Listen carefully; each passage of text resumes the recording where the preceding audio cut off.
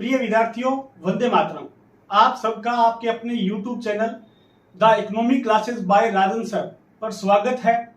आज साक्षात्कार की इस श्रृंखला में हमारे सामने उपस्थित हैं राजन सर। राजन सर किसी परिचय के मोहताज नहीं है, लेकिन जो भी बच्चे हमसे नए जुड़े हैं उनको मैं बता दूं, वर्तमान में राजन सर असिस्टेंट प्रोफेसर पद पर कार्यरत हैं। हाल ही में उन्होंने आरपीएससी द्वारा आयोजित कॉलेज लेक्चरर परीक्षा में 7वीं रैंक प्राप्त की है। इससे पहले सर ने पंजाब में ऑल पंजाब असिस्टेंट प्रोफेसर में 3री रैंक प्राप्त की है। अभी सर आईआईटी खड़गपुर वेस्ट बंगाल से पीएचडी स्कॉलर हैं। सर ने एनवीएस डीएसएसबी की पीजीडी की जो लिखित परीक्षा है उनको भी क्या है पास किया है। तो सर से हम लोग बात करते हैं। सर, आपका हमारे YouTube चैनल पर स्वागत है। धन्यवाद सर। सर, आप अपने बारे में संक्षिप्त परिचय दीजिए। आप कहां से बिलोंग करते हैं? सर, बेसिकली मैं गणेशगढ़ गांव से हूं। गणेशगढ़ गांव जो कि श्री गंगानगर डिस्ट्रिक्ट में आता है और श्री गंगानगर से ये 20 किलोमीटर सूरतगढ़ रोड के ऊपर रहता है। सो मैं वहीं से ही शुरू से मतलब वहीं रहा हूं और वहीं से मेरी स्कूलिंग हुई है, उसी गांव से ही सर। जी सर। सर, आपकी स्कूलिंग प्राइमरी स्कूलिंग कहाँ से हुई है? सर, हमारे गांव में ही प्राइवेट स्कूल्स में मेरा शुरू की जो एजुकेशन थी 8th तक वो प्राइवेट स्कूल से हुई है।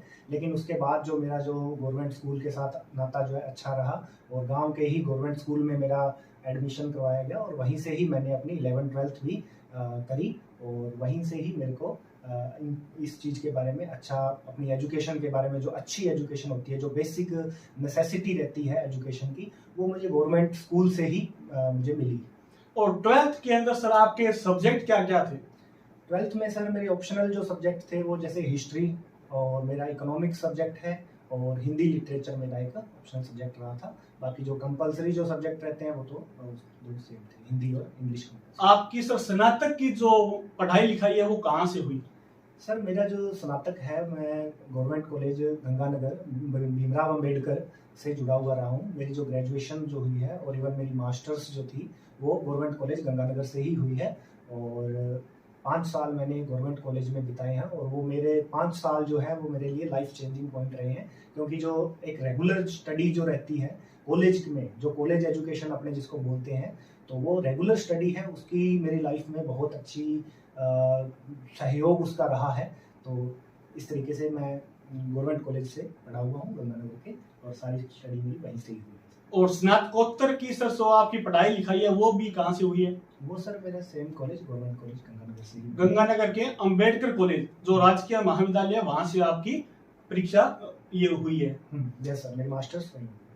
सर, इकोनॉमिक्स जो फील्ड है इसमें आपका जो इंटरेस्ट है वो कहाँ से डेवलप हुआ, इसके बारे में हमारे दर्शकों को बताइए। सर, क्या है ना कि जब टीचर्स का हर स्टूडेंट की लाइफ में बहुत अच्छा योगदान रहता है कि वो उस एक बच्चे को, देखो क्या होता है ना कि जो पीढ़ियों तक की जो लाइफ चेंज कर देते हैं वो एक टीचर होता है ना। तो मेरी लाइफ में भी मेरे टीचर्स का जो इतना ज़्यादा योगदान रहा है, समय समय पर इतने अच्छे अच्छे टीचर्स मेरी लाइफ में आए हैं जिन्होंने कि एज ए टर्निंग पॉइंट काम किया। जगह जगह पे ज़रूरत आने पर उन्होंने मेरी लाइफ में एक अच्छा ऐसा उन्होंने मोटिवेशन दिया, ऐसा उन्होंने मेरे को गाइडेंस अवेलेबल कराया जिसके थ्रू कि मैं यहाँ तक आज पहुँच पाया हूँ। क्योंकि जो टीचर है, जैसे कि 12th में मेरे को जो टीचर्स मिले, 11th-12th में उन टीचर्स के थ्रू मेरे को इतना अच्छा, यानी कि एजुकेशन अपने फील्ड में मेरे को ऐसा लगा, ना कि सिर्फ इकोनॉमिक्स में, उस टाइम मेरे जैसे इंग्लिश जो सब्जेक्ट था उसमें भी मेरा अच्छा इंटरेस्ट डेवलप होने लग गया और उसके बाद जैसे हिस्ट्री भी सब्जेक्ट था उसमें भी अच्छा था। और लेकिन जो इकोनॉमिक्स वही बात की टीचर, जैसे हमने बात करी है कि जो टीचर का जो सहयोग होता है वो सबसे ज़्यादा होता है। तो इकोनॉमिक्स में मेरा इंटरेस्ट डेवलप होने का रीज़न यही था कि जो मेरे टीचर्स थे, तो 12th में जिनसे मैं पढ़ा गवर्नमेंट स्कूल गणेशगढ़ से, तो उन्होंने इतना अच्छा सहयोग मेरे को करा, इतना अच्छा मोटिवेशन मेरे को दिया। उन्होंने उनके पढ़ाने का तरीका, उनका एक्सप्लेन करने का तरीका और इवन उनका बच्चे के अंदर से मेहनत करवाने का तरीका, जो कि उन्होंने मेरे से, मान लो मेरे को एज ए टारगेट दे के करवाया या फिर मेरे को एज ए मोटिवेशन दे के करवाया, तो वो उसका बहुत अच्छा सहयोग रहा सर। उनमें आपके जो अध्यापक थे प्रारंभिक शिक्षा के, उनका मैं नाम भी जानना चाहूंगा इस मंच से, उनका क्या नाम था? सर संतोष लाल जी थे, इकोनॉमिक्स पढ़ाते थे मेरे को, फर्स्ट ग्रेड टीचर थे। तो संतोष लाल जी थे। इवन उनके साथ जैसे मेरा बाकी टीचर्स भी, जैसे टीपी सिंह जी रहे हैं, श्री गंगानगर से ही हैं, वो भी गवर्नमेंट स्कूल गणेशगढ़ में उनका पोस्टिंग थी। तो और उसके बाद जैसे अरविंदर सिंह जी हैं, प्रिंसिपल थे हमारे गवर्नमेंट स्कूल गणेशगढ़ के। और भी बहुत से सारे टीचर्स रहे हैं, जैसे काफ़ी स्कूलिंग में जिनका काफ़ी सहयोग समय समय पर रहा है। सो बट बेसिकली जैसे इकोनॉमिक्स में मेरे संतोष लाल जी सर थे, जो उन्होंने मेरा इंटरेस्ट डेवलप करने में बहुत ज़्यादा सहयोग उन्होंने किया। तो मैं इस प्लेटफॉर्म के माध्यम से संतोष लाल जी का भी धन्यवाद ज्ञापित करता हूं कि उन्होंने आपकी प्रतिभा को तराशा।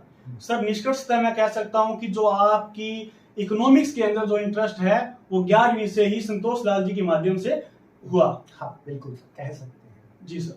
सर, इसके बाद में जो आपकी तैयारी थी, सबसे ज्यादा जो बच्चों के मन में रहता है कि तैयारी को कहाँ से स्टार्ट करें और कैसे करें, तो सर जो आपकी मुख्य तौर पर जो बीए के बाद में तैयारी स्टार्ट हुई थी, तो उसकी आपकी जो स्ट्रेटेजी है, एक तो हमारे दर्शकों को वो स्ट्रेटेजी बताइए, क्योंकि लोगों को क्या है, नीति होती है ना, उसमें समस्या आती है। नीति बता दी जाए तो लोग क्या उसको फॉलो कर लेते हैं, ठीक है। और दूसरा सर जो सबसे बड़ी समस्या लोगों को गोल होता है ना, वो अचीव तो कब करेंगे, जब बनाएंगे। लोगों से गोल नहीं बनता है। तो हमारे दर्शकों को उसके बारे में आपकी स्ट्रेटेजी क्या रही और गोल डिसाइड कैसे करें, वो बताइए। बिल्कुल सर, देखिए क्या होता है ना सर कि जो अगर रेगुलर, जैसे अपने बात करते हैं आजकल की ग्रेजुएशन, कुछ बच्चे प्राइवेट करते हैं, कुछ रेगुलर कर पाते हैं, लेकिन जैसे कुछ भाई उनका फाइनेंस कंडीशन बोल लीजिए, या फिर उनके अदर ऐसे कुछ रीजन रह सकते हैं कि वो प्राइवेट करते हैं। But as a regular student रहना मेरे लिए, मेरी लाइफ में एक सबसे बढ़िया स्ट्रेटजी थी, है ना। एक ऐसी रणनीति थी जिसने मुझे हमेशा से इस योग्य बनाया कि मैं आज यहाँ तक पहुँच पाया। क्योंकि जो ग्रेजुएशन के जो सब्जेक्ट्स थे मेरे, जैसे जियोग्राफी, इकोनॉमिक्स और इंग्लिश लिटरेचर, उन सब्जेक्ट्स ने एज ए बेस मेरे को इतना बढ़िया डेवलपमेंट, अंदर से माइंड का डेवलपमेंट किया, ताकि मैं आगे के लिए तैयार हो पाया। सो जो ग्रेजुएशन का जो पार्ट है ना, वो एक बच्चे की लाइफ के लिए इतना ज्यादा इंपॉर्टेंट होता है कि अगर हम उसको स्किप कर देते हैं, है ना, जैसा कि आजकल के बच्चों में नॉर्मली ट्रेंड रहता है कि उनका गोल ये कभी नहीं होता कि वो ग्रेजुएशन अच्छे से करें, है ना। उनका गोल ये रहता है कि हम जल्दी से जल्दी कोई जॉब पकड़े, है ना, या फिर हम किसी चीज की कोचिंग करें और हम उस चीज को प्राप्त कर लें, यानी कि मान लो कोई भी आपकी जो भी उसका गोल डिसाइडेड है। बट मेरा जो मानना है कि आज के टाइम में बच्चों का जो मेन मोटिवेशन होना चाहिए और जो मेन गोल होना चाहिए, वो ये होना चाहिए कि जो एक बेसिक रिक्वायरमेंट है किसी भी जॉब के लिए, वो ग्रेजुएशन है। तो अगर आपकी ग्रेजुएशन ही अच्छे से नहीं हुई, है ना, अगर आप ग्रेजुएशन ही के सब्जेक्ट्स को आपने अच्छे से नहीं पढ़ा, उनके ऊपर आपकी कमांड अच्छी नहीं है ना, तो फिर आप उन बच्चों से पिछड़ जाओगे जो बच्चे उस चीज को रेगुलर करके आ रहे हैं और जिनका बेस अच्छे से उन ग्रेजुएशन की बुक्स के ऊपर बना हुआ है ना। तो सबसे बढ़िया स्ट्रेटजी आज के टाइम में मेरे हिसाब से ये रही है मेरी कि मैं जो मेरी ग्रेजुएशन थी उसको मैंने रेगुलर अच्छे से किया, और उसके जो सब्जेक्ट्स थे उनके ऊपर मैंने अपनी अच्छी कमांड बनाई, है ना। तो जैसे जियोग्राफी सब्जेक्ट हो गया, इकोनॉमिक्स हो गया और इंग्लिश लिटरेचर हो गया, तीनों काफी अच्छे सब्जेक्ट हैं मेरे जो ग्रेजुएशन में, जिन्होंने मेरे को अच्छा सहयोग किया। इवन जैसे सिर्फ इकोनॉमिक्स ही नहीं, अगर मैं रेगुलर पढ़ा तो मेरा जो इंटरेस्ट है वो इकोनॉमिक्स से ज्यादा जियोग्राफी में भी डेवलप होने लग गया, है ना। तो ये बात है कि ऐसा कोई फिक्स नहीं होता कि आपका गोल क्या है। अगर मैं जैसे 12th में मेरा डिसाइड हो गया था कि मेरे को इकोनॉमिक्स अच्छी लगती है, बट मैं उस सब्जेक्ट को अभी तक डिसाइडेड नहीं था कि मास्टर्स में क्या लूंगा, है ना। लेकिन वो कब डिसाइड होता है, जब आप ग्रेजुएशन में भी उस चीज को अच्छे से करते हो। बट मेरा जो इंटरेस्ट था वो ज्योग्राफी में डेवलप हो गया, है ना। तो ये कभी भी चेंज हो सकता है, डिपेंड करता है कि अगर आप उस प्रोसेस से गुजर रहे हो या नहीं गुजर रहे हो, है ना। बट वही बात है कि जैसे मैं जिन टीचर्स के साथ टच में था, जिन गुरुजनों ने मेरी हेल्प करी, मेरे को मोटिवेट किया, तो इसलिए मेरा जो सब्जेक्ट है वो इकोनॉमिक्स रहा।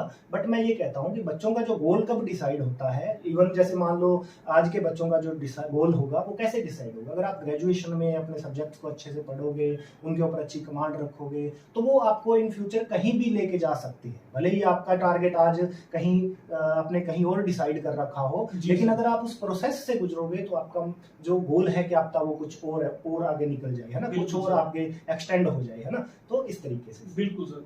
तो निष्कर्षतः साथियों, सर का कहना है कि जो आपका गोल है ना, तो गोल के लिए आपको जो आपकी स्नातक और स्नातकोत्तर होती है उसको बहुत अच्छे से किया जा सके। यही सर आपका कहने का उद्देश्य है? बिल्कुल सर, बिल्कुल। इसके बाद में सर वर्तमान में जो इकोनॉमिक्स सब्जेक्ट है ना, उसको लेकर के बच्चों में एक ऐसा फोबिया क्रिएट हुआ है मार्केट में कि इकोनॉमिक्स बहुत ही क्या है, टफ सब्जेक्ट है, इसको पढ़ा ही नहीं जा सकता। क्योंकि इकोनॉमिक्स सर वर्तमान में मुझे लगता है कि एक करंट सब्जेक्ट है, तो बहुत ज्यादा आंकड़े होते हैं निश्चित तौर पर, तो उसको कैसे पढ़ा जाए और इस फोबिया को कैसे दूर किया जाए, हमारे दर्शकों को इसके बारे में बताइए। बिल्कुल सर, जैसा कि मैंने आपको पहले ही बताया कि अगर हमारा जो ग्रेजुएशन अगर हमारा अच्छे से हुआ है और अगर हमने ग्रेजुएशन के सब्जेक्ट में को अच्छे से पढ़ा हुआ है, उसके ऊपर हमारी कमांड अच्छी है, तो ऑब्वियसली ये जो फोबिया है वो ऑटोमेटिकली खत्म हो जाएगा। लेकिन क्या होता है कि बच्चे इस चीज को स्किप कर जाते हैं, है ना। तो वही बात है कि अगर हम जो मेन हमारा टारगेट है हम उसको अचीव करने की बजाय अगर हम साइड टारगेट्स के ऊपर अपने फोकस कर रहे हैं, तो ऑब्वियसली हमारे मन में उस चीज से रिलेटेड फोबिया रहेगा, है ना। तो वही बात है कि जैसे मान लो आप आज के टाइम में अगर आपका जो इकोनॉमिक्स का जो सिलेबस आप ढूंढते हो, तो वो सारा सिलेबस ऑलरेडी ग्रेजुएशन की बुक्स में आपको अवेलेबल मिलेगा, है ना। जैसे कि आपका इंडियन इकोनॉमी का पोर्शन है, आपका राजस्थान की इकोनॉमी का पोर्शन है, या इवन जो बेसिक कॉन्सेप्ट्स हैं, है ना, गवर्नमेंट से रिलेटेड है, पब्लिक फाइनेंस से रिलेटेड है, जो भी उसके टॉपिक्स है वो आपको सारे स्टैटिस्टिक्स है वो आपको सारे ग्रेजुएशन के सब्जेक्ट्स में मिलेंगे, है ना। तो अगर आपका वहां से बेस क्लियर है ना, तो ये जो फोबिया है वो ऑटोमेटिकली खत्म हो जाएगा, है ना। जैसा कि मेरे साथ हुआ, है ना। तो जैसे मास्टर्स में जो सब्जेक्ट हैं इकोनॉमिक्स के वो काफी टफ रहते हैं, बट मेरा जो ग्रेजुएशन में मेरा मैटर जो स्टैटिस्टिक्स, जैसे मेरे ग्रेजुएशन में सर ने मेरे को बहुत अच्छे से करवाई, तो मेरे को उस चीज का बहुत बेनिफिट हुआ, ताकि मैं उसको आगे जाके मास्टर्स में भी अडॉप्ट कर पाया, है ना। तो यही बात है कि जब आप उस चीज को बेसिक से अच्छे से कर रहे हो, है ना, कमांड उसके ऊपर अपनी बना रहे हो, तो वो चीज का फोबिया आपको ऑटोमेटिकली उस चीज से खत्म हो जाएगा, है ना। तो रही बात आंकड़ों की, तो क्या होता है ना कि जैसे आप ऑफिशियल डेटा जो होता है, ऑफिशियल जो रिपोर्ट्स रहती हैं या ऑफिशियल डॉक्यूमेंट्स जो रहते हैं, जैसे कि गवर्नमेंट का इकोनॉमिक सर्वे है, तो उसको अगर हम फॉलो करेंगे तो अपने को काफी उससे रिलेटेड हेल्प मिलती है और वहां से डेटा डायरेक्टली पूछा जाता है एग्जाम्स में। जी सर।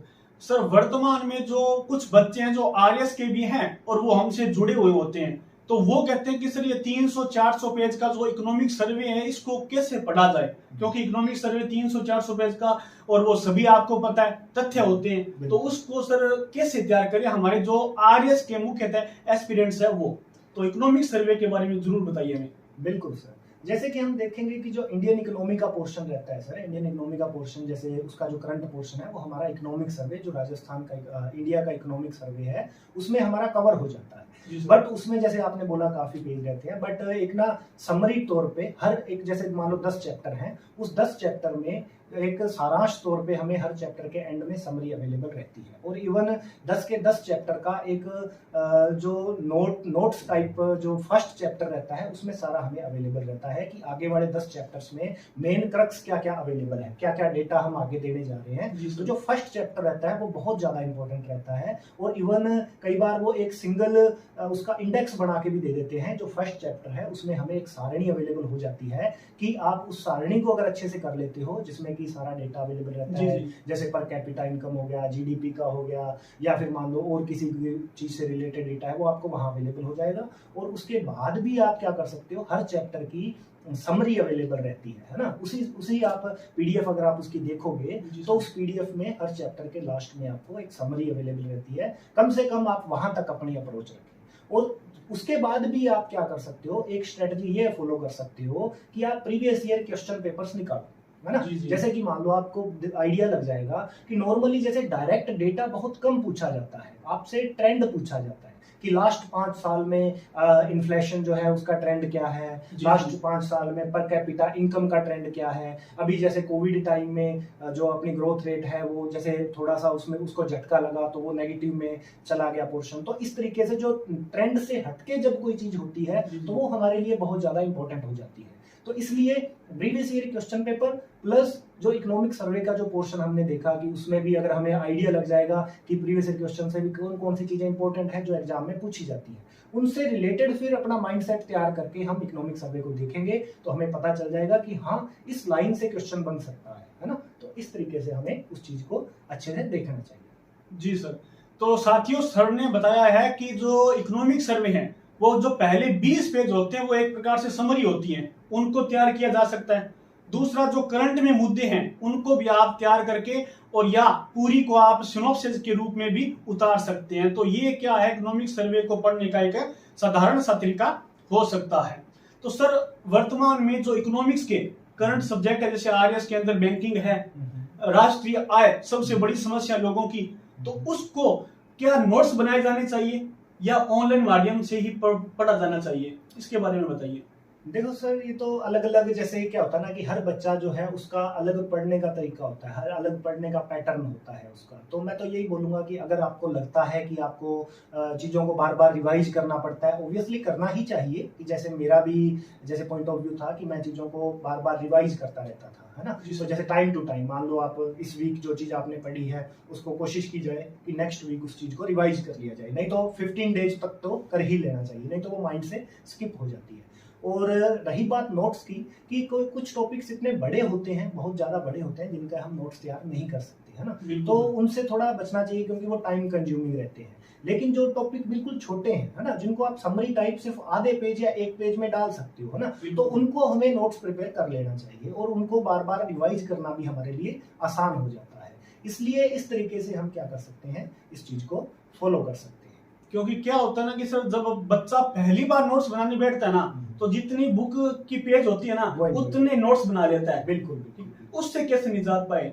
हाँ, उसके लिए हम ऐसे कर सकते हैं कि जैसे मान लो, जैसे मेरा तरीका ये रहता था कि जैसे मैं फर्स्ट टाइम जब कोई चैप्टर या कोई बुक पढ़ता था कि तो जैसे उसके जो लेसन में जो इंपॉर्टेंट चीज होती थी उनको मैं पेंसिल से या पेन से अंडरलाइन करता जाता था। ठीक है, कि जो मुझे लगता था कि हाँ ये चीज इंपॉर्टेंट है तो उसको मैं अंडरलाइन करके छोड़ देता था। फिर सेकंड टाइम जब मैं आता था तो उस चैप्टर को कभी भी रिवाइज करने के लिए, तो उसमें सिर्फ मैं उस अंडरलाइन पॉइंट्स को ही देखता था कि हाँ मैंने ये अंडरलाइन इस पेज पे 3 जगह पे अंडरलाइन किया हुआ है, तो ये चीज इंपॉर्टेंट है ना। तो सिर्फ वहां से उस चीज को पढ़ता था। इस तरीके से जब आप बार बार उस चीज को रिवाइज करते जाओगे और आप प्रीवियस ईयर क्वेश्चन पेपर देखोगे तो आपको आइडिया लग जाएगा कि इस चैप्टर में जो मैंने अंडरलाइन किया है और जो एग्जाम में पूछा जा रहा है, क्या वो दोनों सेम है या उनमें डिफरेंस है। तो वहां से आपको आइडिया लग जाएगा। मीन की पहली बार जब हम लोग सर बुक पढ़ रहे हैं तब नोट्स नया बनाएं।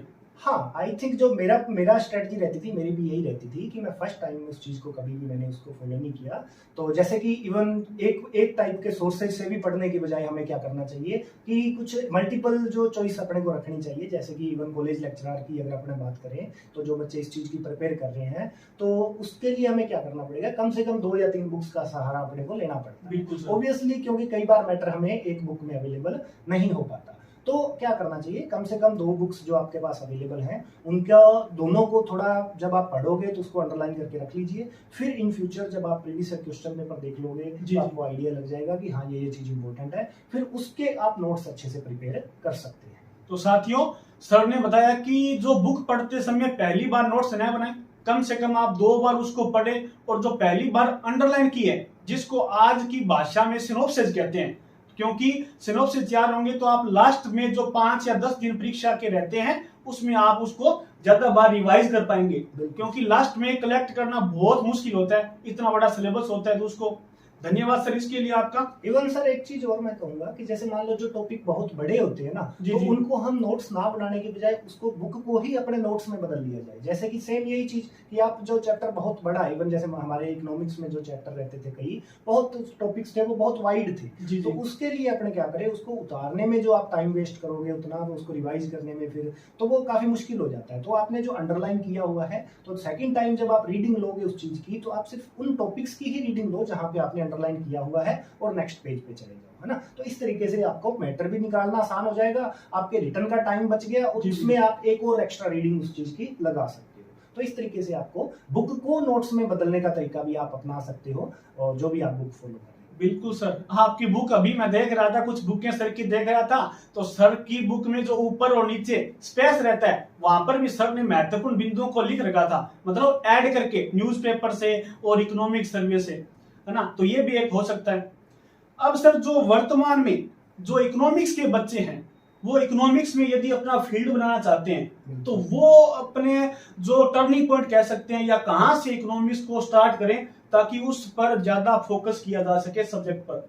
बिल्कुल सर, जैसा कि हमने पहले ही डिस्कस किया कि जो 12th जो होता है, 12th 11 12th का जो कोर्सेज है जी। वो हमारे लिए एक बेस के तौर पे काम करते हैं, जहाँ से हमारा इंटरेस्ट डेवलप होना शुरू हो जाता है कि जैसे इकोनॉमिक्स अगर किसी बच्चे के पास है तो उसको आइडिया लगने लगता है कि इकोनॉमिक्स में क्या क्या कुछ है ना। तो वहाँ से हमें थोड़ा, अगर आपको इंटरेस्ट लग रहा है कि हाँ ये सब्जेक्ट इंटरेस्टिंग है, और अगर आप उसको ग्रेजुएशन में अडॉप्ट करते हो, है ना, जी तो सर। ग्रेजुएशन का जो टाइम है अगर आप उसको अच्छे से यूज करोगे, अच्छी ऑफिशियल बुक्स को पढ़ोगे, कि मान लो जो एक यूनिवर्सिटी के द्वारा प्रेस्क्राइब्ड अगर बुक्स आप फॉलो कर रहे हो, मान लो जैसे जो आपका सिलेबस आपको मिलता है जी सर। यूनिवर्सिटी का, उसके नीचे कुछ बुक्स मेंशन रहती है जो कि एक अपने ऑथेंटिक बुक्स बोल सकते हैं उस सब्जेक्ट की, है ना। अब जैसे मान लो इकोनॉमिक्स की जो ऑथेंटिक बुक्स है, माइक्रो की है, मैक्रो की है, वो जी सर। ऑथेंटिक बुक्स को, ना कि हम कोई अदर नोट्स या अदर 1 वीक टाइप अपने कोई बुक मैटर फॉलो करें। तो अगर आप इन सबको अगर अच्छे से पढ़ते हो, जो थ्योरीज आपको अवेलेबल है, इवन जैसे इकोनॉमिक्स भी लोग बोलते हैं बहुत बोरिंग है, लेकिन वो इंटरेस्टिंग कब बनेगा जब हम उसके जो मैटर को नॉर्मल लाइफ से रिलेट करने लग जाएंगे, है ना। बिल्कुल सर। तो अब जैसे बच्चे को वो चीज कब समझ आएगी, है ना। अब जैसे बहुत सी थ्योरीज हैं इकोनॉमिक्स में जो काफी टफ रहती है, बट आप उसको नॉर्मल लाइफ से ऐसे रिलेट कर लो जो कि वो चीज आपको नॉर्मल लगने लगे बिल्कुल ही, तो उसको आपको रटना भी नहीं पड़ेगा, समझ भी आसानी से आ जाएगी। ऑब्वियसली बहुत से टॉपिक ऐसे रहते हैं जो अपने को समझ नहीं आते, तो हम क्या कर सकते हैं, वही सेम फॉर्मूला कि अगर किसी चीज को हम बार बार रिवाइज करेंगे बिल्कुल। तो ऑब्वियसली वो एक बार अपने दिमाग में बैठ जाती है। तो 2 तरीके पढ़ने के होते हैं, या तो आपको पहली बार रीडिंग में वो चीज समझ आ जाए, जी। नहीं तो आप उसको बार बार पढ़ के अपने दिमाग में बैठा सकते हो कि हाँ इसका ये मीनिंग या इस तरीके से ये थ्योरी है ना। बिल्कुल सर। तो साथियों, सर ने बताया कि जो सब्जेक्ट में यदि आपने कमांड बनानी है या इंटरेस्ट पैदा करना है, तो आप ग्रेजुएशन के अंदर जो कॉलेज के अंदर ऑथेंटिक बुकें लगती है, तो आपको बुक तो पढ़नी पड़ेगी, ठीक है।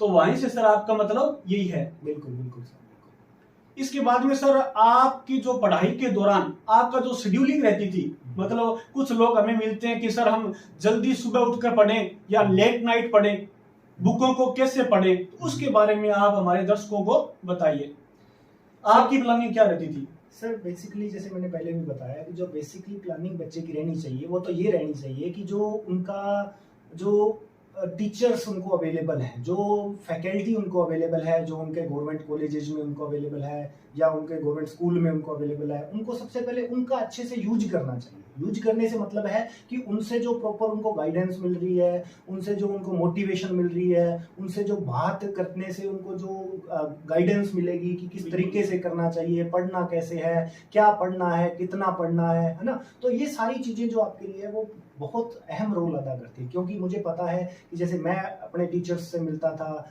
जो मान लो जैसे मैंने बोला कि 12th के जो टीचर्स थे, ग्रेजुएशन के जो टीचर्स थे, इवन मास्टर्स में जो, इवन अपने जो क्लासेज के अलावा भी जो बाहर कई ऐसे टीचर्स थे जिनसे मैं मिलता था, तो उनसे बात करता था कि उन्होंने कैसे तैयारी करी, किस तरीके से करी। तो एक हैबिट डेवलप करी जा सकती है कि जो बच्चा अगर तैयारी कर रहा है तो अपने फील्ड से रिलेटेड जो उसके टीचर्स हैं या कोई भी पर्सन है उसके टच में है, तो वो उनसे बात कर सकता है, उनके बिहेवियर को अडॉप्ट कर सकता है, उनकी प्रिपरेशन स्ट्रेटजी को अपना सकता है ना। तो इस चीज को का एक अहम रोल बच्चे की लाइफ में अदा होता है, और वो मेरी लाइफ में भी काफी अहम उसका रोल रहा है ना। तो इस तरीके से जो स्ट्रेटजी मेरी रही कि मान लो सबसे पहले तो यही कि सबसे बात करते रहना, सबसे पूछते रहना।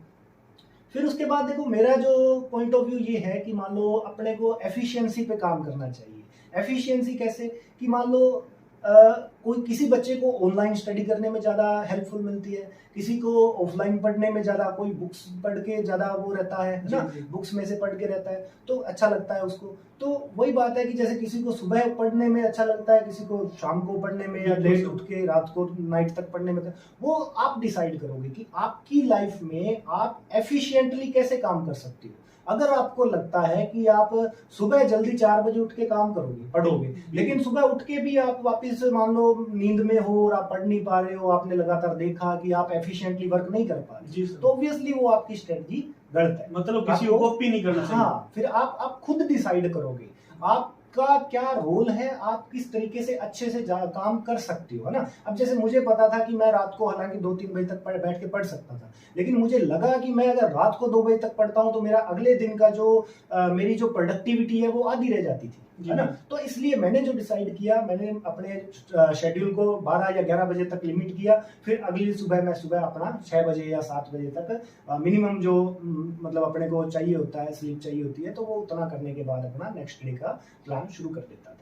और उसके बाद जैसे मान लो कि जैसे सुबह सुबह का टाइम काफी प्रोडक्टिव रहता है सर, तो उस टाइम को हम जैसे ऑफलाइन स्टडी करने में ज्यादा यूज कर सकते हैं, जैसे अपनी बुक्स पढ़ना, है ना।